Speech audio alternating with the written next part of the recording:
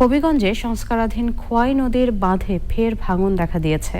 হঠাৎ খোয়াই নদীতে পানি বৃদ্ধি পাওয়ায় সদর উপজেলার লস্করপুর এলাকায় ভাঙন দেখা দেয়। পানিতে ফসল তলিয়ে যাওয়ায় চরম উদ্বিগ্ন ও শঙ্কিত স্থানীয়রা। চৌধুরী মোহাম্মদ ফরিয়াদের তথ্য ও ভিডিওচিত্রে আফরোজা হাসির রিপোর্ট। গত জুলাই মাসে বাংলাদেশ এবং ভারতের ত্রিপুরায় প্রচুর বৃষ্টিপাত হয়।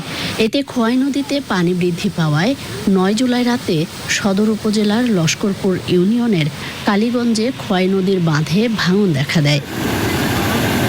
এতে পানিতে তলিয়ে যায় অন্তত ২০টি গ্রামের বাড়িঘর, হাওরের বিস্তীর্ণ জমির ফসল ও সবজি। এরপরই বাঁধটি সংস্কারের উদ্যোগ নেয় পানি উন্নয়ন বোর্ড। তবে বাঁধটির সংস্কার কাজ যখন প্রায় শেষ, তখন আবারও বাড়তে থাকে উজানের ঢল।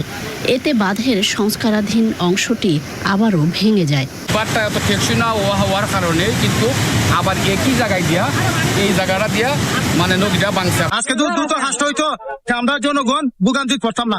বাঁধ নদী কোন জায়গা হইতো, সেগুলো ইউরোপ বাঁধ হইতো না। বাঁধ দেওয়াটা পরিপূর্ণ হয় নাই, ভালোভাবে কাজ হয় নাই, যে কারণে আবার ভাঙন হয়েছে।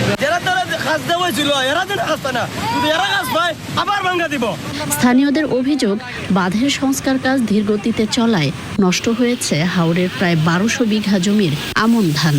আমরা এখন আর ধান কাটতে পারবো না, যে পানি পরিমাণ বাড়ছে। যখন কি আবার পানি ঢুকছে, এই পানিতে সব কৃষকের জমি আবার তলায় গেছে। পাহাড়ি ঢলের কারণে বিপদসীমার উপর দিয়ে প্রবাহিত হচ্ছে খোয়াই নদীর পানি। অল্প সময়ে অধিক পরিমাণ পানির চাপ, পানির উচ্চতা সবকিছুর কারণে আসলে আমাদের চলমান কাজটা আসলে এইভাবে ক্ষতিগ্রস্ত হয়ে গেছে। আমরা এই জন্য খুবই আসলে মর্মাহত। তো যাই হোক, পানি চলে গেলে আমরাও চেষ্টা করবো দ্রুত সময় কাজটা করার জন্য। বাঁধটি সংস্কার ও টেকসই না হলে ব্যাহত হবে কৃষি উৎপাদন।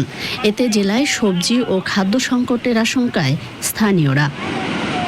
আফরোজা হাসি, প্রকৃতি ও জীবন ডেস্ক, চ্যানেল আই।